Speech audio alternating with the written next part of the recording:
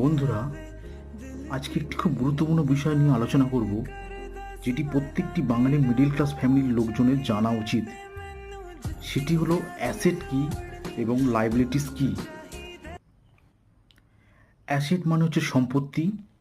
ধরুন 1,00,000 টাকা আপনার কাছে আছে, আপনি ওটা ব্যাংকে ফিক্সড ডিপোজিট করেছেন এবং 7 থেকে 7.5% প্রত্যেক বছর আপনি ইন্টারেস্ট পাচ্ছেন।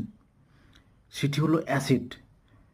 আর সেম ওই 1,00,000 টাকায় যদি আপনি একটি বাইক কেনেন এবং বাইকটা চালানোর জন্যে তার তেল দরকার, তার মেনটেন্স খরচা এবং মোবিল খরচা ইত্যাদি হওয়ার পরে, তাহলে ওই 1,00,000 টাকার পিছনে আপনার ব্যয় করতে হচ্ছে এবং দীর্ঘদিন ধরে করতে হচ্ছে, এবং এক সময় এসে আপনার বাইকটির মূল্য 1 বছর পরে অনেক কম পাবেন আপনি।